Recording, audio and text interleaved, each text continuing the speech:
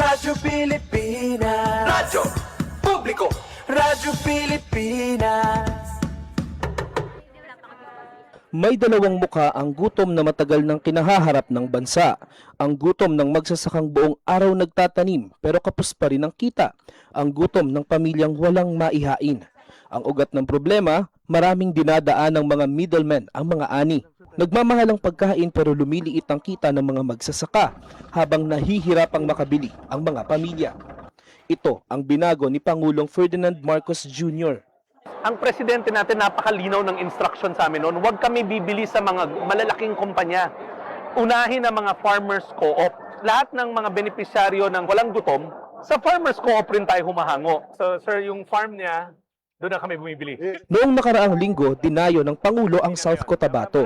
Kanyang ininspeksyon ang pagsasanib puwersa ng Department of Agriculture at Department of Social Welfare and Development para tiyaking mula bukid ay diretso na ang ani sa DSWD. Na-conceptualize ng ating Pangulo, mabawasan yung layers, lumaki ang kita for both the farmers and mas baba din ang gastos for the consumers. Pinakinggan din ng Pangulo ang mga pamilya. Ngayon, mas makakain na talaga kami ng 3 beses sa isang araw. Kanin na. May ulam na sir, may protein na tayo eh. Ganito, hindi na kayo nag-aalala na lalo na kayo, ang dami ninyong pinapakain. Para sa Pangulo, ang food security ay hindi lang programa, kundi pangako na ang tulong ay pangmatagalan. Ang tawag namin, hindi na farm to market.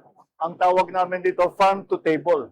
Dahil tuloy-tuloy, mula sa mga farmer, dire-diretso na sa kanilang hapagkainan. Sa buong bansa, tuloy-tuloy ang trabaho. Isa-isang inaayos ang mga bagay na magpapagaan sa buhay ng mga Pilipino, tulad ng sama-samang pagkilos ng pamahalaan para sa siguradong pagkain sa bawat hapagkainan. Ito ang Presidential Broadcast Service Radyo Pilipinas, Radyo Publiko ng Bagong Pilipinas para sa Bagong Pilipino. Naghahatid ng mahahalagang balita at impormasyon na guugnay ng pamahalaan sa sambayanan. Tulay sa himpapawid ng serbisyo publiko. Radyo Pilipinas. Radyo Publiko. Ang boses ng Pangulo. Sa Iloilo, Radyo Pilipinas. 585 AM. Oras sa Radyo Pilipinas, alas 9:10 sa aga.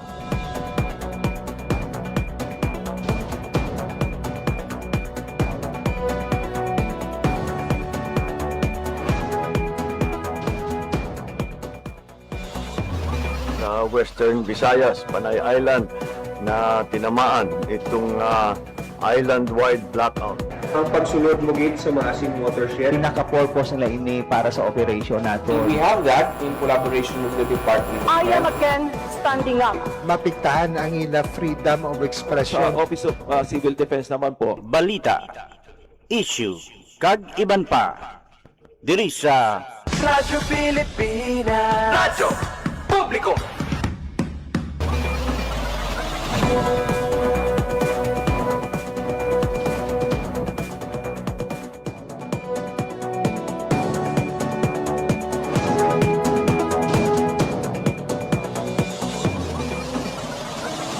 Mayong aga Pilipinas, mayong aga Western Visayas, syudad kag probinsya sa Iloilo kag kutob sa malabutan sang amon pagserbisyo. Dinggaman nga bahin sang kalibutan, nagahatag kami sang katahuran. Mayong aga, good morning sa inyong tanan. Welcome sa isa namang edisyon sang pagpakalagad sang programa Balita, Issue kag iban pa. Adlaw kita karon sang Lunes, Hulyo 20, tuig 2026. Ini na mabiyan ikatatlo sa apatanan ka Lunes karon nga bulan sang Hulyo tuig 2026. Sa kinahanglan maging kupod ninyo tugtob alas 9:55 subong iya nga aga. Ako ang inyo alaga JP Harvas. Sa ato mga sukitag palamati all over Western Visayas, mga taga-probinsya sa Aklan, Antique, Capiz, Guimaras, Iloilo, kag Subungman, sa mga taga-Negros Occidental, mayad-ayad gid nga aga sa inyo nga tanan. Kinatambay taman sa isa kamad ayad nga aga ang tanan ng mga overseas Filipino workers and Filipinos living abroad na nagupod sa aton nga pagpangalagad pinaagi online.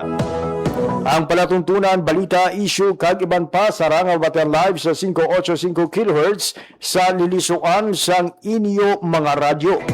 Live man kita nga mawatian sa ating official Facebook page, ang Radyo Pilipinas Iloilo. Mayad-ayag gigaaga sa tanan nga mga followers ang Radyo Pilipinas Iloilo Facebook page sa 110,000 followers nga nagaupod sa ato nga pagpakalagad sa matag adlaw, mapa on-air man o kon online. Kapay nga padayon ko mo nga magtutok o kung magsunod sa aton sining mga updates na ginapalabot mo abiyan sa kahanginan kag sa online. Pinagi man sa pagpamati sa nanaytungay mga public affairs program sa Radyo Pilipinas Iloilo. Oras sa Radyo Pilipinas alas 9:13 na sa aga. Mag-check anay kita mga abiyana sa latest update sa lakat sa panahon ni balo naton with DOST Pag-asa Iloilo ang mangin paniempo sa mga adlaw sa Lunes mga abiyana.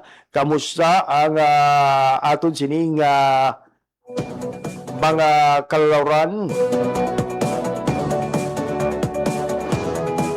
Nauman pala nato ng mga posible pag-ulan sa mga adlaw, hibalo natin ng mga biyan sa atong koneksyon with Pag-asa Iloilo.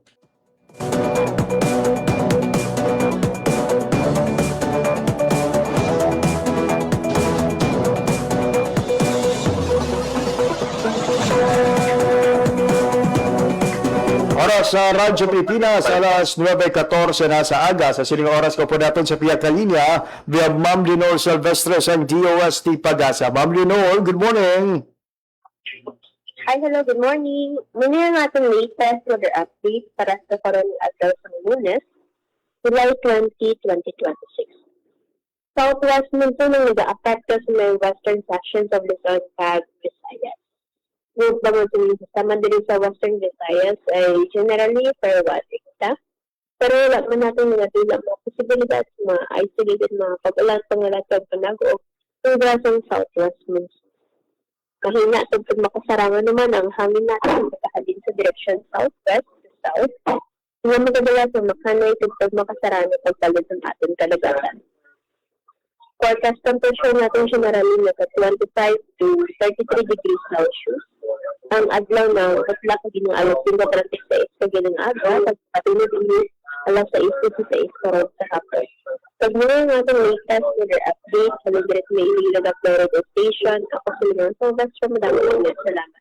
Ma'am, we are playing right now no sa mga images coming from the website sa DOST Pag-asa. Kapag kita namon di ma'am may ara sang system ni ma'am ang malapit sa may southeastern portion sa Mindanao. May winaw ano ini siya ma'am? Yes sir, ang mga monitor na cloud cluster sir sa Dakaro na kung sa din pwede mag-develop as a low pressure area as simple nga magasunod sa atin na po. As we speak ma'am, hindi pa nato ini siya matumod kung may ara ini sang kapasidad nga mangin isa ka bagyo ma'am. Well, sa Dakar sir, posible na mag-develop into bagyo man sa cloud cluster. Pero sa Dakar na yan, laboratory pa man niyang ini nga cloud cluster. I see. Ma'am Lenore, for your time information hatag sa Radyo Pilipinas ma'am, madamo gid nga salamat kag padayon. Welcome sir, kag maayong aga sa inyo. There you have it mga biyan, latest update sa lakat sang panahon gidulong sa aton sang Pag-asa Iloilo with Ma'am Lenore Silvestre sa Piyak nga linya. Ang oras sa Radyo Pilipinas alas 9:10 sa aga. Mabiyan maduduman sa nagligan nga simana, nagpadulong si Secretary Francisco Chu Laurel Jr. diri sa aton nga probinsya, particularly sa Banwa sang Dumangas, para pangunahan ang paghiwat mabiyan sa inaugurasyon sa bag-ong Rice Mill Processing Center dito iya sa Barangay PD Monfort South sa Banwa sang Dumangas. Ang ining pasilidad mga biyan is the first among the more than 30 ka rice processing center nga ginpatukod sa National Food Authority sa ilalom sa masaganang Agri-Food Infrastructure Modernization Program.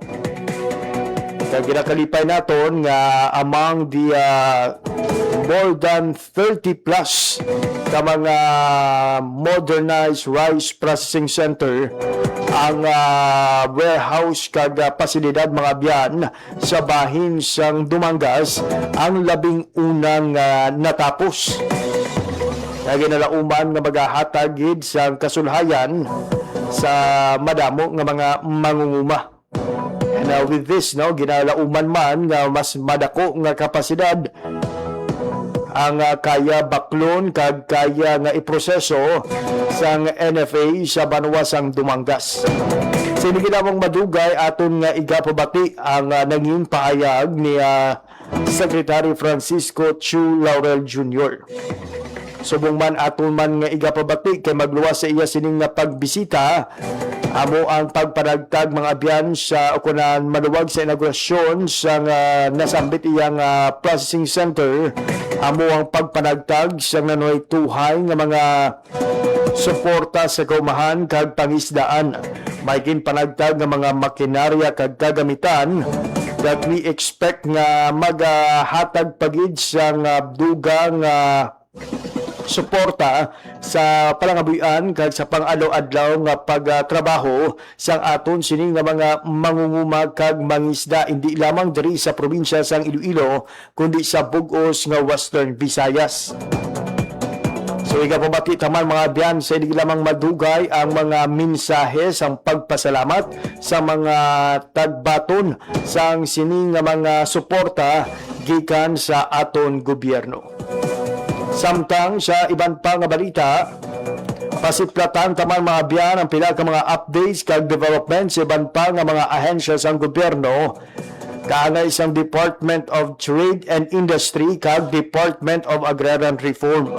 Natapos na mga biyan sang DAR ang pagpanagtag sang Certificate of Condonation with Release of Mortgage sa tanan nga mga natumod nga benepisyaryo diri sa Western Visayas kag sa Negros Occidental. Samtang sa bahin sang DTI, nagsugod na mga biyan ang Western Visayas BizConnex o kun ang Western Visayas Business Conference and Expo on Wheels nga nagsugod mga biyan sa probinsya sang Antique. Ibaloon ta mga biyan ang kapagpatuman siyang siniyang WV BizConnex on Wheels dito sa probinsya sang Antique. Nag-istoryahan taman mga biyan ang tuhoy sa programa na expanded 4PH program sang administrasyon ni President Ferdinand R. Marcos Jr. kaya pangunahan sang Department of Human Settlements and Urban Development o kundisud. Inikag iban pa nga mga impormasyon mga biyan ang aton nga pagapatpaton pagkatapos lamang sang pila ka pahanumdum. Magandang araw, si Dingdong Dantes po ito. Binahabang bahay mo. May simple checklist ako para sa'yo. Una, check your outlets. Tignan kung walang cable na basa o nakababad sa baha bago buksan ang main switch. Pangalawa, check your surroundings. I-check kung may mga naipong tubig sa mga paso o gulong o iba pang maaaring bahaya ng lamok para maiwasan naman ang pagkalat ng dengue. And last, but definitely not the least, i-check ang sarili at ang pamilya. Kumonsulta sa health center o sa inyong doktor kung may nararamdamang sakit. Check, check, check! Ingat always, mga kababayan.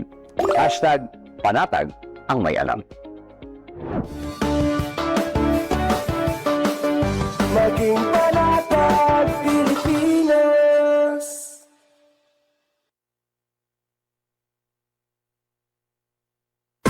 Time to celebrate kulturang Pinoy. Tradisyon, musika, sining, literatura at iba pa.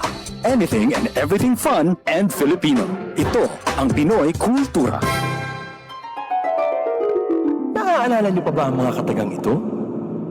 Amoy Paris, amoy araw. Ano ba yan? Puro sugat ka na naman! Bakit wala na naman kapares yung tsinelas mo? Ang dungis mo! Tama na! Ayos lang, di ba? Masaya naman tayo naglalaro sa kalye ng sipa, patintero, agawang base, habulan, jolen, trumpo, text, at marami pang iba. Some Filipino games just show how creative we are. All we need are players and nothing else. Ang saya balikan ng ating kabataan. Kain, tulog, laro, laro, at laro. O ano, game na? Pagkabilang kong 3, nakatago na kayo! Yan ang Pinoy kultura because our culture is cool. Maging fuel efficient sa wastong pressure ng gulong at pag-set ng thermostat ng aircon sa katamtaman o hindi bababa sa 22 degrees Celsius. May savings ka na aabot sa 5%. This is a public service announcement from the Department of Energy and this station.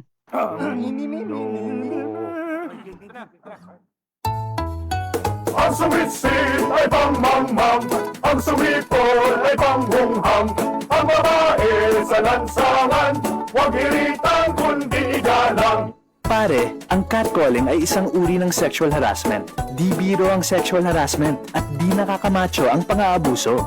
Huwag iritan kundi igalang. Isang paalala mula sa Philippine Commission on Women at ng himpilang ito. This is a public service announcement. Isang paalala mula sa National Telecommunications Commission, National Capital Region o NTC-NCR. Ang kanilang Oplan Contra Text Scams. Oplan Contra Text Scams. Binabalaan ng publiko na sakaling kayo ay makatanggap ng kakaibang text messages sa mga di kilalang numero o di kaya ay mga text messages na may kahina-hinalang mga link. Huwag pansinin, huwag pindutin, huwag i-click ang link. Huwag i-click ang link. Ipagbigay alam agad sa NTC website ntc.gov.ph o kaya sumulat sa kanilang email na contratextcam@gmail.com. Sa mga panahong ito, huwag padaya, maging wais na magla. Makibahagi sa Oplan Contra Text Scam. This is a public service announcement. Public service announcement From PBS, Presidential Broadcast Service, and Radyo Pilipinas. Oras sa Radyo Pilipinas, alas 9:24 na sa aga sa gihapon, nagapamatika mo sa pagparagad sa programa Balita, Issue kag iban pa.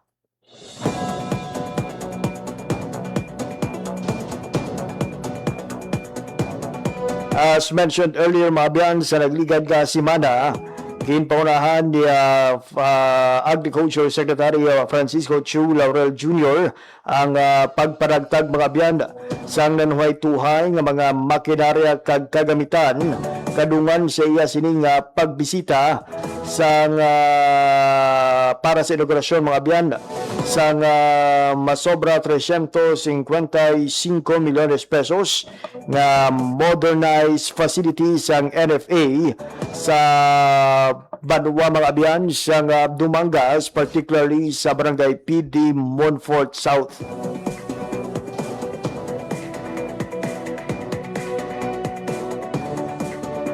Ang ining aktibidad mga abyan ang isa sa mga gina-look forward gid sa aton sining mga mangunguma, especially nga ang ining pasilidad is expected to boost the capacity daw sa NFA o kung sa National Food Authority, particularly sa paggaling kag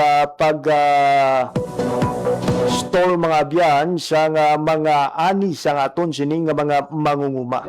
Yari bala pamatian naton ang nangin pahayag ni Secretary Francisco Chu Laurel Jr. kadungan sang inaugurasyon sang sining bag-o nga pasilidad. Ang pangunahing rice producing area sa Western Visayas. Ang proyektong ito ay magbibigay ng maasahang pamilihan para sa ating mga magsasaka at pagpapalakas sa buffer stocking program ng ating pamalaan. At ang pinag-aaral dito sa ipong facility, pwede na magbibigay ang NFA ng wet mula direkta sa farmer. Yan ang malaking difference ito. Pwede, pag napuno, kung saka naman magandang harvest natin at napuno ng NFA warehouse ng dry style, pwede rin yung gamitin ito. Ito ang inyong palay para pwede nyo itakbo at hindi kayo hindi ko kailangan ibenta kaagad may sakali mas mababa ang presyo at pwede na kayo mas may control na kayo sa inyong destiny, tinatawag. Ang pasilyo nito ay bahagi ng Agriculture Modernization Roadmap ng Department of Agriculture at layunin ng administrasyon ni Pangulong Ferdinand Bongbong Marcos sa magkaroon ng moderno, climate resilient at competitive na sektor ng agrikultura. Patuloy tayo na mamumuhunan sa mechanization, post-harvest facilities, irrigation, logistics at ibang critical na infrastructure upang mapataas ang kita ng ating magsasaka at matiyak ang food security ng bansa. Nabanggit na ni Admiral Lai kanina, pero ulitin ko rin dahil napaka-importante nito. Ito ang pinakauna sa ating modernization. Itong facility na ito ang pinakauna sa modernization natin. At sa Iloilo, 3 facility ang ganitong itatayo o pinatayo. Ito yung unang matatapos at after 1 to 2 months matatapos na rin yung 2 pa. Sa Dumangas, Blenheim at sa Haro. At hindi lang yun, nabanggit na rin ni Mayor kanina na meron tayong additional na RTS2 na ibibigay sa Dumangas at ibibigay sa isang ating farmer co-op, no? Para meron ng NSA, meron pa farmer co-op. So, lalong pinitiba ang ating agriculture rice food system. Sa buong bansa naman, ito ay una sa 36 units, sa 36 na modern facility. No? So, at makakalahati nito ay matapos natin bago mag-harvest itong October, no? End of September, October. Yung pangalawang, yung natitira ay hahabulin natin na matapos yan bago sa sunod na harvest season by April next year. So, napaka-importante ito at sigurado makakatulong sa inyo. Para malaman nila, pinapaset ko ng presyo ng wet palay dito sa inyong lugar by October harvest ninyo at minimum na 21 pesos per kilo para ma-address yung konting taas ng fertilizer sa ngayong panahon para makabawi at sigurado at makatulong na hindi bumaba ang presyo. At hindi lang yun. Ang kabayan mga biyan sa ninbayag ni Secretary Francisco Chu Laurel Jr. sa iya sining pagpadulong sa Banwasang Dumangas para sa inaugurasyon sa sining Rice Processing Center valor 355 milyones pesos kay ginalauman mga biyan nga mapabaskog sa kapasidad daw sa NFA sa mga transaksyon sini daw sa pag-asikaso sa mga bag-ong ani kag subong man mga even basa nga palay sa aton sini nga mangunguma nga luyag nga ipagaling sa ila sini nga Rice Processing Center. Samtang kadungan sang inaugurasyon mga biyan ginhiwat man sa Banwasang Dumangas ang pagparagtag sa Department of Agriculture Western Visayas sa pagpanguna ni Secretary Francisco Chu Laurel Jr. sang nanoy tuhay nga makinarya kag kagamitan nga nagabalor sang masobra sa 1.2 milyon ka pesos. Kinangin baton sa mga mangunguma kag mangisda gikan sa 5 ka probinsya sang aton nga rehiyon. Lakip sa mga ginpanagtag sa sining distribution ang corn mill, combined harvester, delivery van, hauling truck, recirculating dryer, tractor, water pump kag shredder. Magluwas diri 5 ka fiber reinforced plastic boat nga may engine kag accessories ang ginpanagtag sa mga mangisda sang Banate. Samtang 13 naman ka shellfish grower gikan sa Banwasang Dumangas ang tagbaton sang Oyster Culture Project. Ang pagpanagtag sang sining mga bulig ang kabahin lang sa mga pagtingwa sang administrasyon ni President Ferdinand R. Marcos Jr. na mabuligan ang mga mangunguma kag mangisda na malabot ang food security sang aton nga pungsod. Yari pamakiambala naton mga abyan ang pila ka mga mensahe nga aton nga natipon halin sa mga benepisyaryo sang sining programa. Unahon naton pabati mga abyan ang mensahe ni Ma'am Thelma Estocada, isa sa mga presidente sang Farmers Association gikan sa Banwasang Dumangas.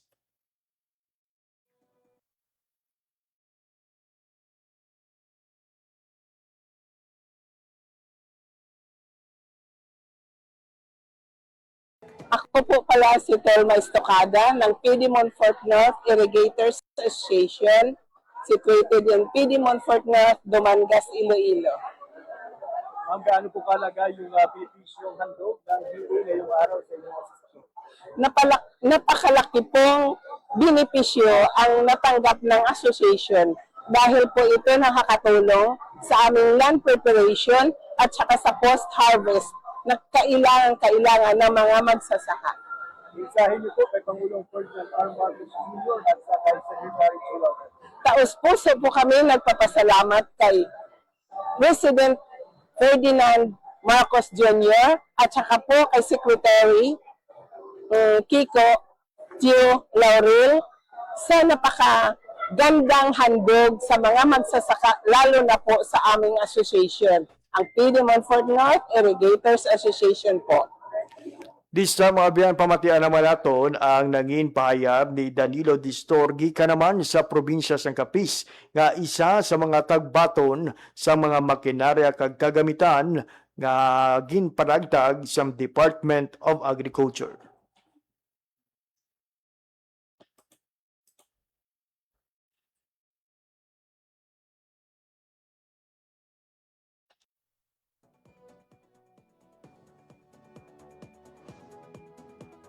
Yan Farmers Association. Mula po sa anong bayan? Mula sa Cuartero, Capiz. So, ano po yung natanggap natin ngayon ng benepisyo mula sa inyo? Four-wheel tractor, sir. At gaano kahalaga po yung tulong na ito mula sa ating pamamayan? Naku, mahalaga, sir. Kasi sa amin, malawak ang tubuhan sa amin at saka maisan. Kaya, laking pasasalamat namin sa DA sa kay Secretary. Mensahe niyo po kay Pangulong Ferdinand R. Marcos Jr. sa benepisyong handog ng ating pamahalaan. Nagpapasalamat ako sa ating mahal na Presidente ng Pilipinas na maraming salamat po, sir, na binibigay niyo sa aming equipment. Malaking tulong ito sa aming asosasyon. Maraming salamat po. Mga biyan, ang nangin kabahin sa pahayag ni Sir Distor o na Sir Danilo Distor sa probinsya sa Capiz ay sagid sa mga manipayon nga nagbaton sang sining bulig gikan sa Department of Agriculture. This time from farmers, pamatian naman naton ang mensahe ni Ma'am Melanie Espinosa sang Banwa sang Banate kag chairperson sang Municipal Fisheries Council sang nasambit iya nga Banwa. Sa malaking tulong po para sa amin yung boat na na-receive namin from government, national government, especially po sa DFAR. Ito po kasi yung yung fiberglass boat po kasi ito po yung kumbaga yung matibay po na boat para sa amin kasi hindi po siya madaling masira, hindi po siya naaano ng mga peste sa dagat. Kasi pag wood po kasi may mga brumas po siya o may mga shell na nasisira po sa namin sa hull. Iba po kasi ito yung fiberglass, matibay po talaga siya at saka kahit po siguro may bagyo man, hindi po siya gaano nasisira. At malaking tulong po talaga ito para sa amin na mga maliliit na mangingisda dahil dito po namin kinukuha yung mga pinagkakainan po namin, ginagastos sa aming pamilya, especially po sa pag-aaral ng aming mga anak. Kaya nagpapasalamat po ako sa ating mabuting Pangulo na sana po patuloy niyo po kaming suportahan kung ano po yung mga hinaing na inireklamo po namin mga maliliit na mangingisda. Maraming salamat po. Nabatian ang nangin pahayag kag pagpasalamat ni Ma'am Melanie Espinosa sang Banwa sang Banate. Samtang nahatagan man kita mga kabayan siyang kahigayunan nga maka-interview kung makapalabot sa pila ka mga pamangkot kay Secretary Francisco Chu Laurel Jr. Angot sa pila ka mga panghangkat ginatubang karon sa aton sining mga manguma diri sa Panay kag Subuman sa Negros Occidental. Yari pamatian natin mga biyan ang kabahin sa aton nga pag-interview sa kay Secretary Francisco Chu Laurel Jr.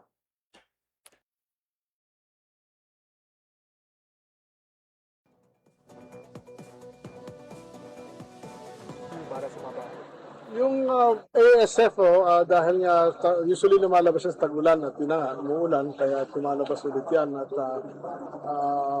ang vaccine naman na nalipat na sa BA, no, from Bureau of Animal Industry from the Food and Drug Administration. So we are working 24 hours a day na para may proseso. Kasi hindi naman to, ano na lang kami, proseso na lang dahil all the studies have already been made through the last 2 years, ano. So finalization lang at nalipat sa amin, and hopefully within the next few, if possible, weeks, ano, mailabas na namin for commercial use.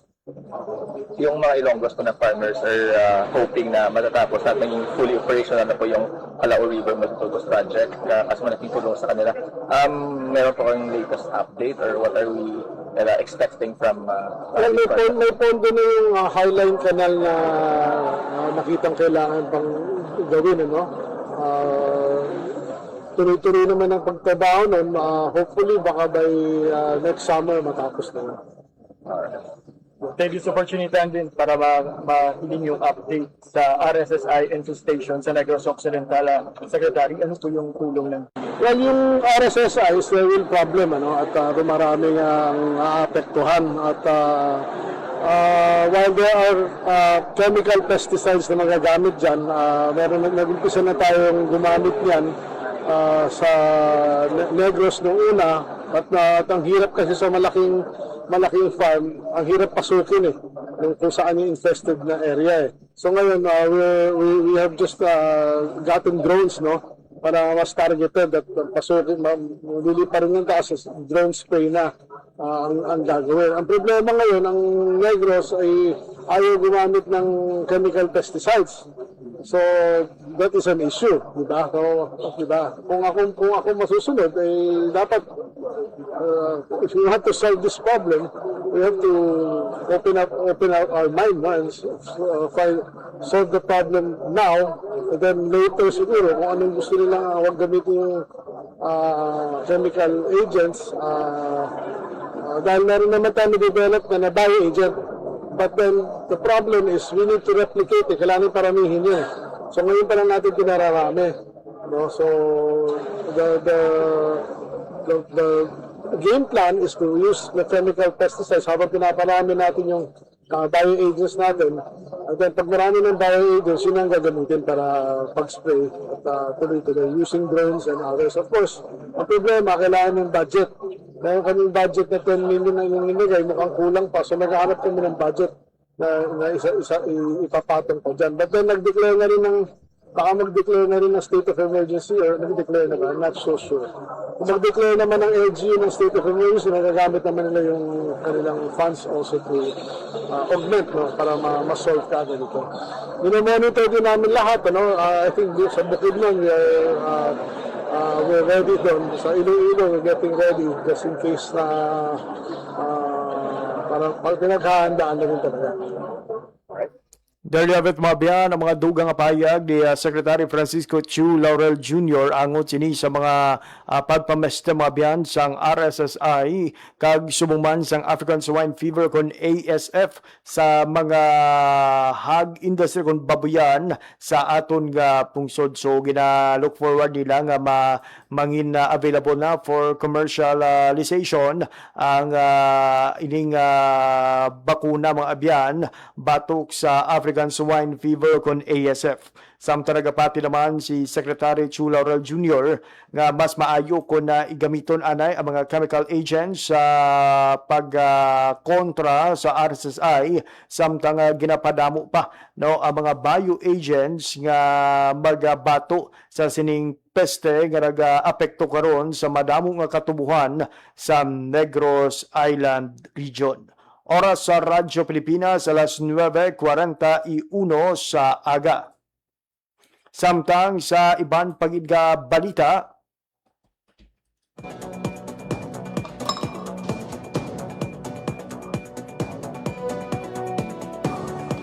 sa programang pabahay naman mga biyan sa aton sining gobyerno Natapos na ang pila ka dekada nga paghulat sang 684 ka pamilya matapos nga gin-revive ang pagparagtag sang duta na sakop sang Presidential Proclamation sidalom sang expanded pambansang pabahay para sa Pilipino con 4PH program ni Presidente Ferdinand R. Marcos Jr. nga ginapangunahan naman sa Department of Human Settlements and Urban Development o DSUD.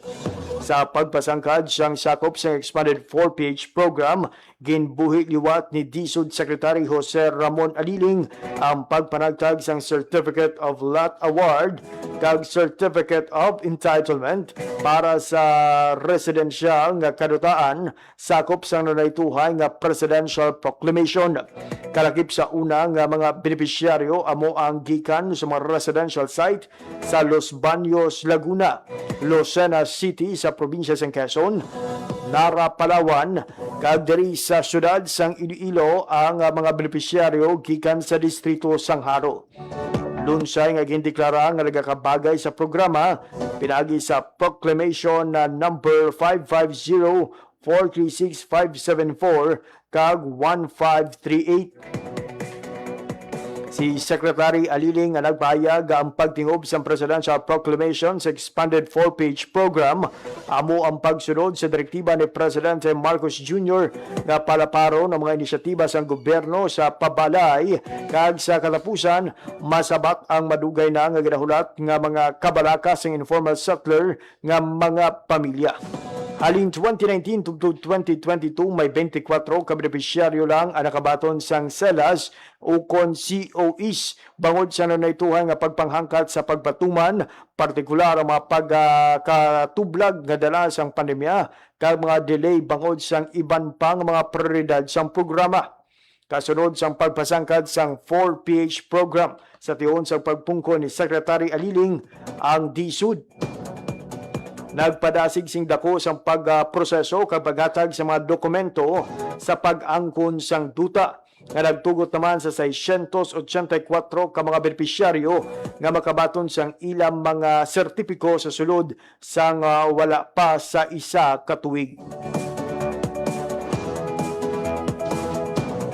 Samtang nagbalhag sang double digit sa una nga 6 ka bulan sang 2026 ang home loan releases sang Pag-ibig Fund sidalom sang flagship ni Presidente Ferdinand R. Marcos Jr. nga expanded pambansang pabahay para sa Pilipino program o kon expanded 4PH.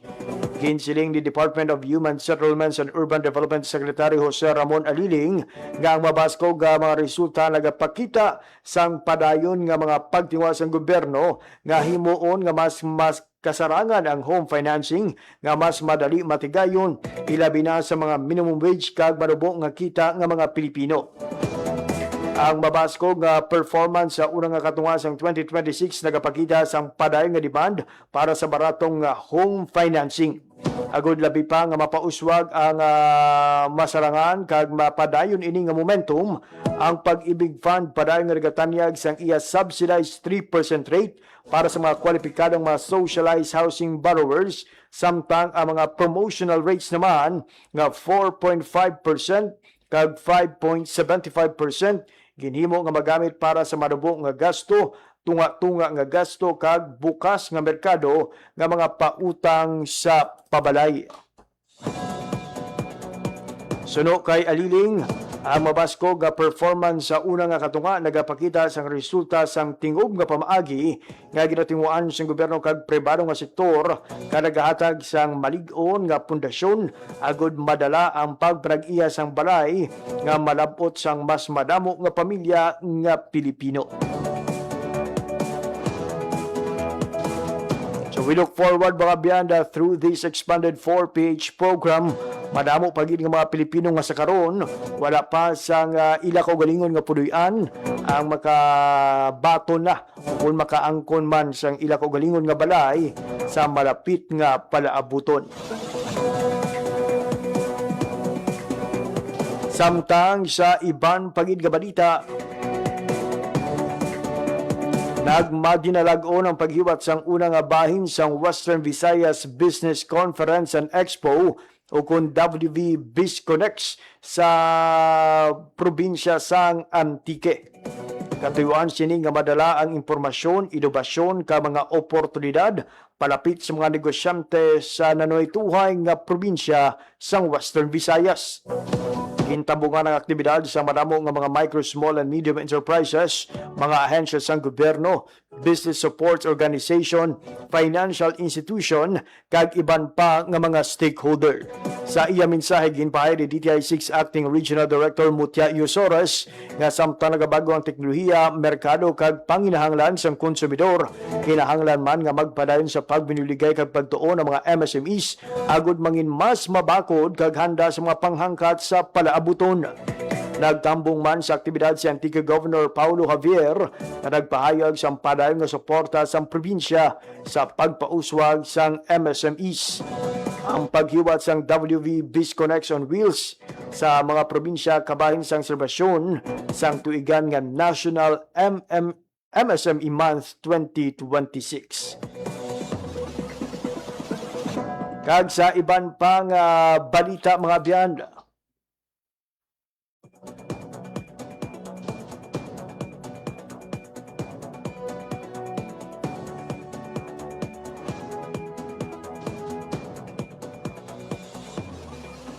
natapos na sang Department of Agrarian Reform ang pagpadagtag sang COCROM con Certificate of Condonation with Release of Mortgage sa mga ARB sa bugos ng Western Visayas kag Negros Occidental.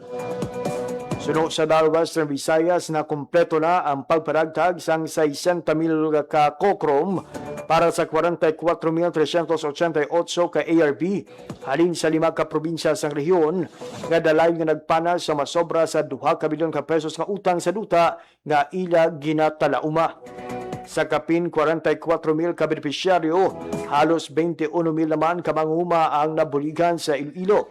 Masobra sa 18,000 sa Capiz, kag kapin 3,400 sa Guimaras, 926 sa Aklan, kag 701 sa Antique.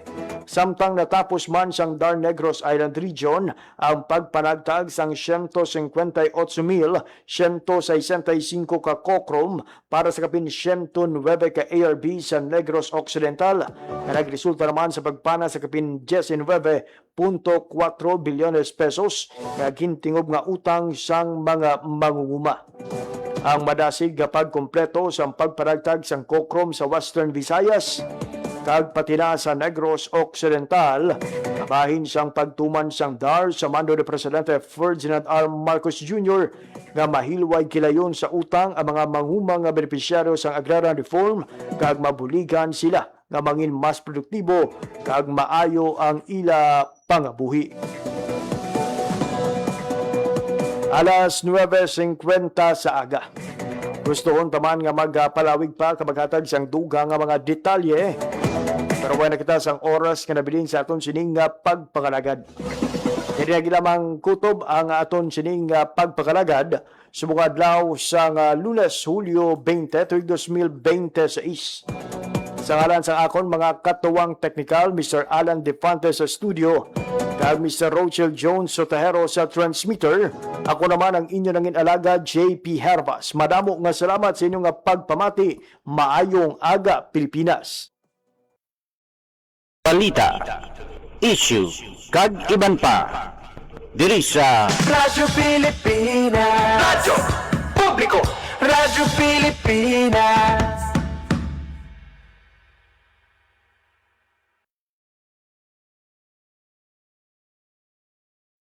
Ang inyong tulay sa himpapawid ng serbisyo publiko. Ang Presidential Broadcast Service, Radyo Pilipinas, Radyo Publiko. Radyo Pilipinas. Radyo Publiko.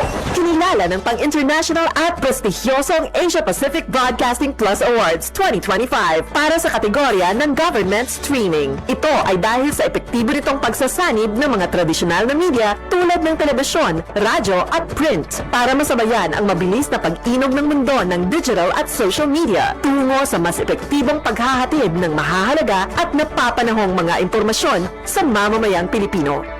Kinilala rin ang Radyo Pilipinas dahil sa patuloy na pag-akyat ng rating. Ngayon ay matatag sa pang-4 na pwesto sa Mega Manila ayon sa pinakahuling Nielsen Radio Audience Measurement Survey.